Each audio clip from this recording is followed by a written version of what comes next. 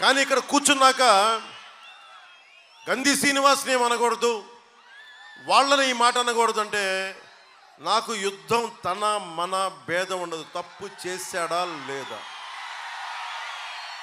ఇక్కడ యుద్ధం చేయడానికి అనుభవజ్ఞుడు, భీమవరం రాజకీయాల్ని నాకంటే బలంగా చేయగలిగే పులపర్తి ఆంజనేయులు గారు ఉన్నారు. ఇక్కడ చూడటానికి మృదు స్వభావి, మెత్తగా కనిపించే వ్యక్తి, లోపల గుండె గట్టిగా ఉన్న వ్యక్తి. అలాంటి బలవంతుడు. ఎందుకు నాకు ఆయన మీద గౌరవం అంటే నాకు ఒకటే, నేను ఓడిపోయినప్పుడు ఆయన సంబంధించిన కామన్ ఫ్రెండ్స్ దగ్గర ఆయన ఒక్క మాట, అరే పవన్ కళ్యాణ్ కనుక పోటీ చేస్తానంటే నేను పోటీలోంచి తప్పుకునేవాడిని, అది నాకు విషయం తెలియలేదని. నామినేషన్ వేసే వరకు నాకు తెలియలేదు ఆయన పోటీ చేస్తున్నారని. మనస్ఫూర్తిగా ఆ రోజు అనుకున్నా, అరే నేను ఇంత బలమైన నాయకుల సమూహం దగ్గరికి వచ్చి ఓట్లు చీలకుండా ఉంటే బాగుండేది అనిపించింది ఆ రోజు. అది ఉండిపోయి నేను ఒకటే కోరుకున్నా, భీమవరం ప్రజలు గెలవాలి. నా దగ్గర 200 కోట్లు పెట్టే స్తోమత నా దగ్గర లేదు, ఎందుకంటే నేను బ్యాంకులు దోపిడీలు చేయలేదు. ప్రతి ఓటుకి 6,000 ఇచ్చే స్థాయి నా దగ్గర లేదు, ఓట్లు కొనే సత్తా లేదు నా దగ్గర. కానీ ఏదన్నా మాట్లాడితే నాకు ఇల్లు లేదు ఇల్లు లేదని చెప్తారు భీమవరంలో. అరే ప్రపంచాన్ని విశ్వాన్ని ఇల్లు చేసుకున్న వాడిని, మా ఊళ్ళమ్మ తల్లిని గుండెల్లో ఇల్లుగా పెట్టుకున్నవాడిని.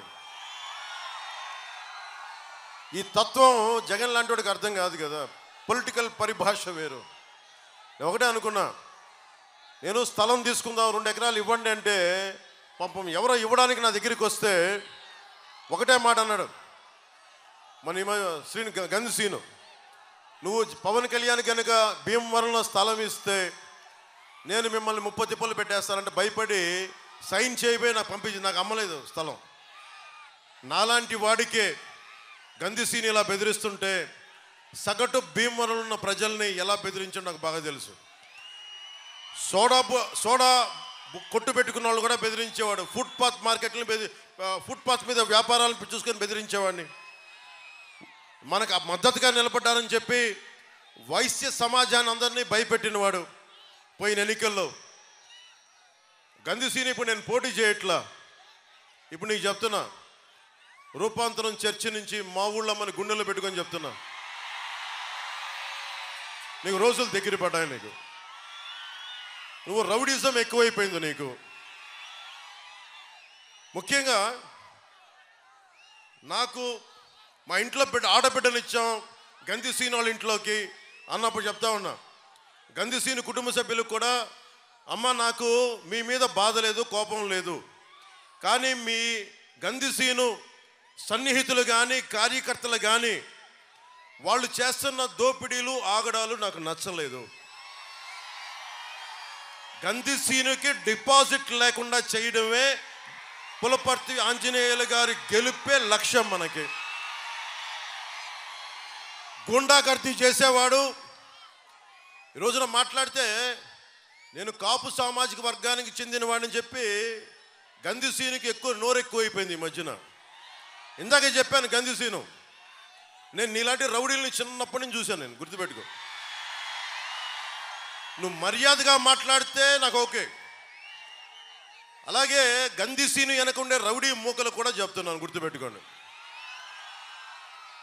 మీరందరూ కూడా ఎవరైనా కావచ్చు, ఇబ్బంది పెట్టకండి ప్రజల్ని.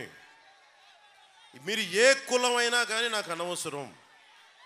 భీమవరం తాలూకు ప్రశాంతతని దయచేసి చెడగొట్టకండి. ఇది చాలా బలమైన మధ్యతరగతి అట్టడుగు వర్గాలు, బాగా డబ్బున్న వారు అందరూ కలిసిమెలిసి ఉంటున్న నియోజకవర్గం ఇది. అలాంటి నియోజకవర్గంలో గూండాగర్దీతోటి మీరు ఏదన్నా రాజ్యం మీకు చేస్తానంటే రోడ్డు మీదకి వచ్చి చొక్కా పట్టుకొని వెనక్కి మడిచి కొట్లాడటానికి నేను సిద్ధంగా ఉన్నాను. అంజిబాబు గారికి అండగా రేపొద్దున ఏదైనా చిన్న సమస్య వస్తే నేను చొక్కా మడిచి నేను వస్తాను రోడ్ల మీదకి. ఆ ధైర్యం మీకు ఇస్తున్నాను, ఆ మాట మీకు ఇస్తున్నాను.